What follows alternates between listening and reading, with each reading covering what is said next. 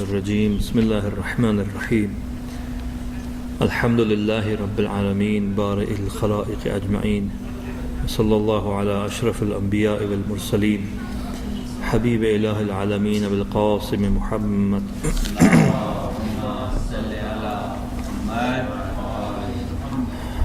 وعلى أهل بيته الطيبين الطاهرين المعصومين الذين أذهب الله عنهم الرجس وطهرهم تطهيرا.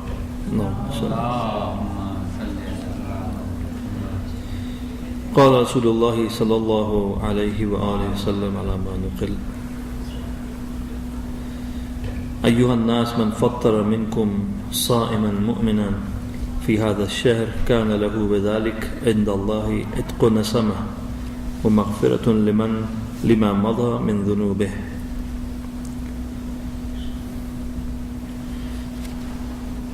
Alhamdulillah, Allah subhanahu wa ta'ala has granted us this opportunity in this holy month of Ramadan to fast and to remind ourselves of the favors of Allah upon us.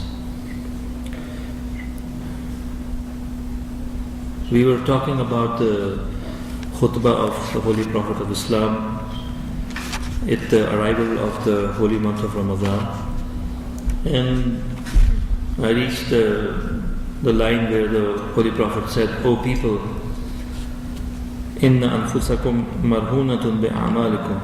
You are taken ransom by the deeds that you have done. So free yourself from those deeds by repenting towards Allah.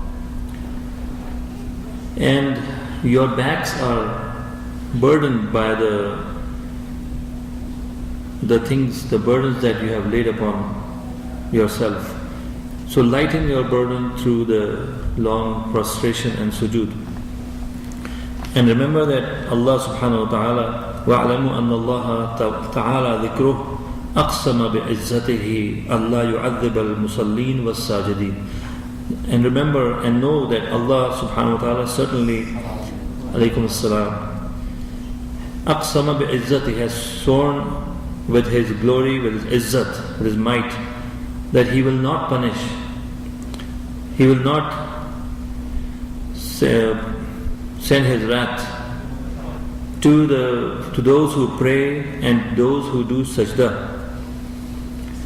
وَلَا يُرَوِّعَهُمْ بِالنَّارِ, and not to scare them with His fire, with the fire. The day when يَوْمَ يَقُومُ النَّاسُ لِرَبِّ الْعَالَمِينَ, the day of judgment, the day when people will stand before the Lord of the universe, Lord of the worlds. Then the Holy Prophet said, "O people, man fattara minkum sa'iman," a person who feeds, a person who gives iftar to one person who is fasting, one believer who is fasting in this month, كَانَ لَهُ بِذَلِكَ عِنْدَ اللَّهِ عِتْقُ نَسَمَةً. He will have the reward of freeing a slave and forgiveness for all that he has done in the past. These certain rewards for fasting are just for people who fast for the sake of Allah subhanahu wa ta'ala. And as long as they have the niyat when they are giving this iftar to another mu'min who is fasting, they get this thawab without any doubt. Then there are more thawab for that, depending on how khalis, how pure your intention is. Because there are two kinds of things in Islam. There are people who believe that good actions alone are enough. Good action alone matter. That's all that matters, the good actions.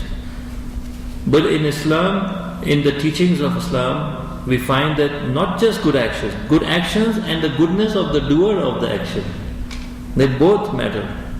That's why it is said that the doer of the action, actually the niyat he brings to this action which he is doing, that matters even more than the action itself. Because not every person can do a certain good action. For example, a person wants to build a masjid, but doesn't have the money to build the masjid. So he comes and contributes, plants a flower, maybe paints a wall, maybe, like donates a carpet for the masjid, maybe, who knows. Maybe fixes some repair work, he starts doing that. Because he would like to make a huge masjid, always from his pocket, but he cannot afford it. So he says, I will go ahead and do this. Now, here his action is very small. But the niyat was to make a masjid. So the niyat was far bigger than the action he ended up doing. And he will be rewarded for the niyat. Ala wa inna niyata hiya al-amal. Remember that niyat actually is the action. Niyat actually is the action. The riwayat they say, an-niyatu khayrum min amalih. Niyatul mu'min khayrum min amalih. The niyat of a mu'min is better than the action of the mu'min. And the reason described is this, that there are times when a person wants to do something but he cannot. But the niyat is far greater than what he actually performs. So in Islam, the husn fi'l is not enough. Husn fa'ili is more important than husn fi'l. The goodness of the fa'il, goodness of the doer of the action, the one who performs the action, is of more importance than the goodness of the action that has been performed. Here you see the Holy Prophet said, a person who feeds a hungry believer who is fasting, he has been promised the sawab, the reward of freeing a slave, and that all forgiveness for all that. Now a person listening to this khutbah, he obviously these two things are huge for him. He heard of freeing a slave, or like for example forgiveness for all the sins. So he asked, فَقِيلَ يَا رَسُولَ اللَّهِ وَلَيْسَ كُلُّنَا يَقْدِرُ عَلَى ذَلِكَ. The person said, "Oh Messenger of Allah subhanahu wa ta'ala, not everyone amongst us is able to do this action. For example, feed a hungry person. Now, today for us, giving food $5, $10 to another person is not a big deal. Over there in that poverty, you need food for your own survival. Where will you get food for another person?" It was that level of poverty. When you see that, for example, the Holy Prophet used to eat, just bare minimum food. Sometimes he used to stay hungry for 2-3 days just by water or something. Just surviving because there's so much poverty. So that person asked him, "Ya Rasulullah, not everyone can afford to feed another person." فَقَالَ اتَّقُوا النَّارِ وَلَوْ بِالشِّقِّ تَمْرَةٍ اتَّقُوا النَّارِ وَلَوْ بِالشَّرْبَةٍ مِّن مَاءٍ.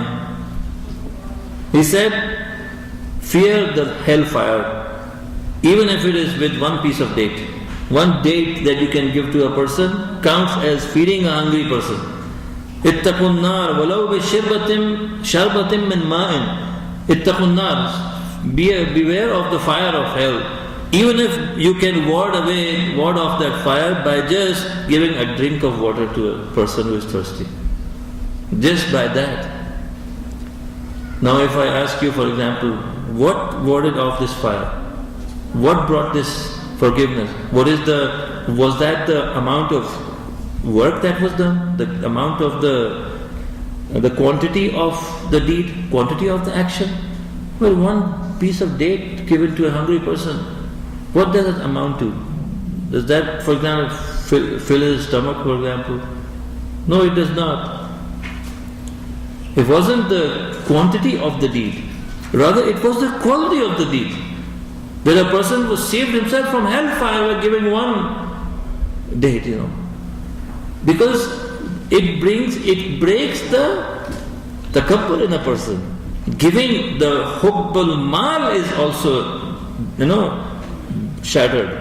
The love of dunya is shattered when you give from that dunya to another person. Stinginess, which we have sometimes that when we want to give, we have second thoughts. Should I give it? Should I not do it? Should I give it? For example, they ask you in masjid, pledge for this. We want to make this repair. It costs $10,000. Pledge. Let's come together and pledge for something. We're thinking twice. This $5,000. This $1,500. Should I give? Should I not give? Right? There was an Alim Din Ayatullah Ahmadi Miyanaji in Qom. He was known for, he was small masjid in Nazdik Bazar Qom, and he in a very narrow lane, this masjid, he used to, in the whole month of Ramadan, Zuhr time, right after Zuhr Salat, he used to go to Mimbar. The masjid didn't have enough space. It was 1/4 or half of this, less than 1/3 of this masjid. And people used to sit on the street to listen to this Ayatollah Ahmadi Miyaji. And I heard him say several times, he said, if you feel like giving it, give right now. Shuja'at-e-Mali, he said, show the courage, financial courage, economic courage, if I can use that word. Shuja'at-e-Mali. Show that, give now, because if you step out of this place, Shaitan is going to chase you, not going to let you give that money again. Shaitan is to come to in your mind, your family, other people around you. Give what you have in mind, you give it. Because you give it, the benefits that it has are far more than the loss, the little thing you have given.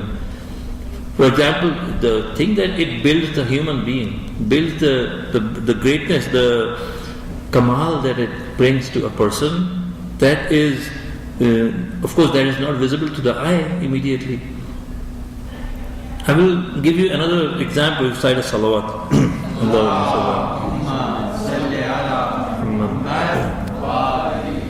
And obviously this is also the night of the wafat of Janab Khadija al-Kubra salamullah alayha. So we'll also remember her with this, I'm just giving you example and move to what she did, Any of you invite guests to your house, right? Now, for lunch, for example, or dinner. So in order to entertain your guests, you have to make so much preparation. The planning, the thinking, the time that you have to allocate, making sure he arrives on time, all of that stuff. Then the food you have to cook, right? Now the food, that stuff you have to bring to cook the food. All of that. So time, energy, money. All of that is involved. Now here we have a question. In the eyes of a person, the host, who is inviting a guest, all this expense in terms of time and money and everything, right? Does that person consider it a loss or a gain? Now for you all, it's a gain. A person who doesn't believe that there is anything other than matter, other than profits, material profits, or a lot of people, even if they pose like religious people, are materialists actually. Right? Because they think everything is material. I spend this money, it's gone. Loss, This money I spend is gone.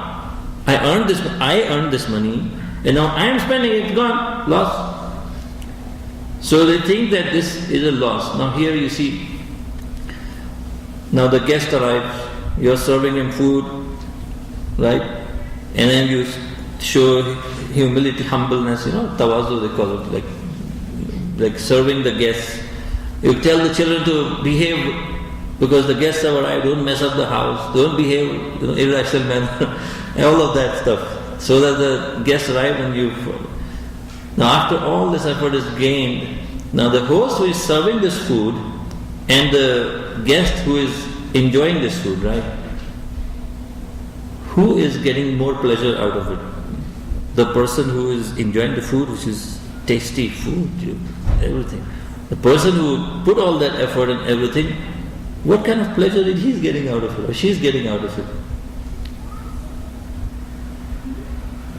Something to really think about, sorry? See, in our culture, inviting guests is something, and you invite hospitality. It's something. Now in the outside, the community that I've seen so far, this custom of inviting people, especially like neighbors or people. Now they're close family members, invite extended few relatives, but having huge, for example, we call them in Pakistan and India niyaz and nazar. Now in Iran they have the same traditions. Invite people. Like on the day of Ashura, guys invited 1,000 people to his house for food. homes, and they go around giving out food to the people. This is a custom in Muslim countries.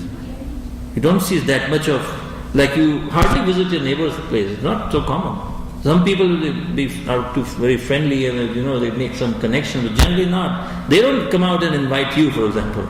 It's not, generally doesn't happen. For us, we want to serve our guest. Now the guest is enjoying the food and we are serving the food. Who is getting more pleasure out of this? What sort of pleasure is the host getting out of it? Because he's happy. Sorry? Likes the food. This guest feels pleasure, she feels pleasure, the guest is enjoying the food. Okay. Anything else? I think that the host should enjoy it, because if it is doing for the cause of Allah, for Allah, he or she should be enjoying it. Enjoying it, okay. But what is the source of his enjoyment? Because she has spent everything. The guy, the man of the house, the woman of the house, they have just spent time and energy and everything. So what sort of, the source of this pleasure? God is happy. God is happy. God, yes. The feeling that, for example, it brings me closer to Allah subhanahu wa ta'ala. Yes.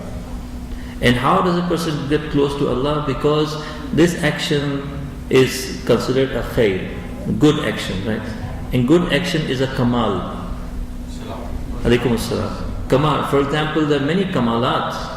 Kamalat, in the language of dua and hadith, we say they are called makarimul akhlaq. Kamalat akhlaqi. Akhlaq, kamal, So, these kamalat, these akhlaqi, moral kamalat, right, virtues, they bring a certain pleasure, which is called bahjat, sa'adat, ruhani pleasure. Either intellectual pleasure, like for example, you're learning, you read a dua and you understand the meaning. You enjoy reading it. Or like reading Ziyarat Ashura. Or like listening to a good lecture. You're receiving pleasure although you're not eating any food. It's not the visual thing that's affecting you. It's the meaning that you process in your mind that you are enjoying very much. Because it's a kamal, ilm is a kamal, sakhawat, sakha, generosity, hospitality provided, offered to a guest is a kamal. Why? Because it brings bahjat, sa'adat ruhani. It brings ruhani, spiritual pleasure to a person. Alaikum salam. Spiritual pleasure. How will a person appreciate spiritual pleasures if he doesn't believe in spiritual things? Doesn't believe that there are spirits, doesn't believe in the spiritual world, doesn't believe there is a Lord, a creator who is not material, who is not matter. We cannot see that God, like make a statue or something out of him. We cannot. So how does he recognize it? It starts from the very fact that a person asks himself that if for something to be present, does it have to be material? For something to exist, does it have to be necessarily material, physical, maddi? Or can there be things which exist but they are not maddi? Which are not, cannot be perceived through any of the five senses? You have to make that decision. You have to make that decision. Consciously make that decision, not subconscious, because you may be confused at some point. You have to consciously make the decision that things that I see with my eyes are not the only things that exist. There are things out there that exist within me, other places that exist, but I don't see them, I cannot see them. And he may find rational ways to prove it. For example, ilm, knowledge, is it something physical? Alaikum salam. There are people out there who are thinking that knowledge is something physical. For example, it's just information passing through the neurons, going into the brain, brain cells here and there, and it's stored someplace. This is knowledge. That's what they're trying to show you. If it's physical, well, you see, when we get older, our physical abilities diminish, right? But our mental abilities are increasing. The older people are more mature, they understand, right? All the great ulama, all the great philosophers, Einstein reached his age, the age he was advanced age, right? He didn't write those books when he was 15 years old or 25 years old. He developed those theories of relativity or whatever, he developed at age 60 or something, right? I don't know exact age, but I mean, similarly, great books Ayatollah Khoi wrote, Imam Khomeini wrote. Some of them were written in young age, some of them were written in older age. Regarding Imam Khomeini is really amazing because some of the books that he wrote, it was 25 years old, 30 years old. But that shows that his aql developed early in life. But we go through a gradual process of, achieving that Kamal Aqli, but he achieved it early. And that has many reasons, whatever. But I'm saying, you see, you have to make that decision and acknowledge the fact that things exist. Ilm is spiritual. And in some rawayat also you find al-ilmu nurun. Al-ilmu nurun yakhzifuhu Allah fi qalbi man yasha. Ilm is a light that Allah puts that light in the heart of a person that He wills. He puts that light in the heart. What kind of nur is a metaphor or kinaya or something? Not this kind of nur, It's kamal wujudi. Wujud is nur. Because the word nur is also used for Allah. Allahu nuru samawati wal ard. That doesn't mean this nur. Allah is this light of because what about night? It's always there. So you see that this ziyafat, for example, you're offering food you are gaining a spiritual pleasure from it. And that's far more than the physical pleasure. But for those who have not trained themselves, who have not watered the soul, right? They have not, for example, sensed this pleasure. It will be hard for them to appreciate the pleasure, sense the pleasure of spiritual things. They have blocked their vision in a way. They think that if I eat food, it's enjoyable. But if I, for example, I give food away, I'm not enjoying it. It's a loss, they think. For many things, that's why one is between materialist and between the spiritual and materialist worldviews, two nazariya, two viewpoints about this world. Materialist worldview leads to stinginess, miserly quality, selfishness, makes a person self-centered. But to start with a spiritual worldview, to believe that there are things, and the spiritual qualities are higher in value than the material qualities, right? Then these people, for small things, they appreciate it until they do bigger and bigger things, right? It was this kamal of a person like Hazrat Khadija salamullah alayha, that after achieving the glory, I would say, the highest rank in the city of Makkah in terms of money and influence. The major part of the caravans leaving from Makkah were actually her own goods, her own caravan. And she used to hire a lot of people to take care of those goods and to do business and to sell them and merchandise, carry her merchandise and all that. There were many dealers, a lot of people working for her. And during those times, of course, she had apparently heard about the Holy Prophet, and then she actually asked the Holy Prophet to go with the caravan once. And the history records that she sent her slave along with the Holy Prophet. And he came back with a whole, long story about the greatness of the personality, how wisely he decided and what his akhlaq and everything. For example, they say that these brokers, they come out of the cities and they buy stuff cheap and go inside the city and sell for expensive, right? The Holy Prophet didn't sell his goods to those brokers. He took all the merchandise into the city, and so the middleman was gone. And still he sold that stuff for cheap compared to the prices in the market. And he made a lot of profit.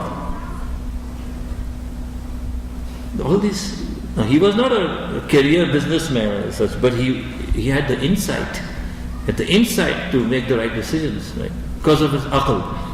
The whole, and Janabi Khadija Salamullah Alaiha appreciated these things. She realized that this person, who is always who's always so fair, always, he's caring for the orphans, the sick people, and his akhlaq, like the akhlaq you described, that the old woman used to throw garbage in his way. The way he used to go from, she used to throw garbage at him out there in his way, or thorns and other things. And one day she didn't show up over there.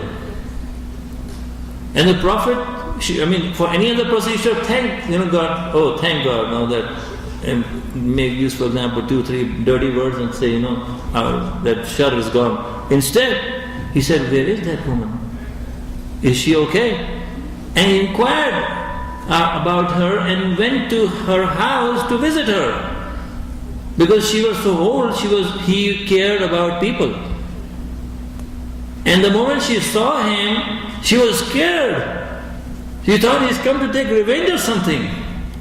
I was the one for last so many months throwing garbage at him, alaikum salam, causing discomfort and pain for him. Now he has come to my house, he is in a position of power and I'm weak. Instead, the Holy Prophet showed compassion to her. These are the qualities which prompted Janabi Khadija to propose to him. She proposed. And after the marriage, she, all her resources that she had, she put them at the service of Islam. It is in narrations you find that, for example, on the Laylatul Mi'raj, when the Holy Prophet was returning, Jibreel said to the Holy Prophet, according to narrations, that, Ya Rasulullah, when you go back, Allah subhanahu wa ta'ala is sending his salam to Khadija salamullah alayhi. And the Holy Prophet, when he arrived, he gave the salam of Allah to her. And her response was, Inna Allah huwa salam, wa minhu salam, wa ilayhi salam. Allah is the salam. How do you respond to the salam of Allah, for instance? If Allah subhanahu wa ta'ala says salam to a person, how does he say alaykum salam, for example? Because salam is Allah himself. Salam is an attribute of Allah. How do you say jawab salam to Allah subhanahu wa ta'ala? She said, Inna Allah huwa salam. Allah is the salam. Wa minhu salam, wa ilayhi salam. Salam is all from him. And salam always goes back to him. So she didn't say, I am answering his salam. No. Khadija's manzilat and her maqam, her place cannot be described. It is those little things to the bigger things, that the fact that she, as in Farsi, dil kandanas dunya, that all she had, was able to detach herself from all that she had. Everything. She was among those people who suffered 3 years in Shaykh Abi Talib. And after that, when they came back home, she passed away that year. A person in our terms, enjoying that luxury and going down to starve herself literally, in the mountains. And that, amounts to a lot of, really praise, that the praise that Allah sends for her, and the praise that Malaika and everybody, all those, the Malaika sent for Janabi Khadija, is understood in the light of these things. It is Hubbud Dunya that kills people. What destroys us is the love of this dunya. We cannot detach ourselves from the little things. And she was able to, do that with everything that she had. It is, you see, in the last moments that she passed away, of course her wasiyats and everything, he asked her, there was some ulama believe that Salatul Mayyit had not been, Tashriq na shudaru, and it was not prescribed until that time. Many Ahkam Shariat came later, But she made the wasiyat that Holy Prophet will prepare the grave and put his own pirahan, his own dress on top of her kafan. And she did. And she was, according to some reports, she was concerned about her only daughter that she was leaving behind. Sayyida Salamullah alayha. And when she passed away, the reports say that the Sayyidah Salamullah Alaiha came to the Holy Prophet and said, Hina Ummi, Father, where is my mother? Where is my mother? Khadija was the biggest support to the Holy Prophet. Now Fatima Salamullah Alaiha is to be the mother of the Prophet. Fatima to Ummu Abiha. Now Fatima Salamullah Alaiha is to be the mother of the Prophet. She is to, this little girl has to be the guardian of the Holy Prophet.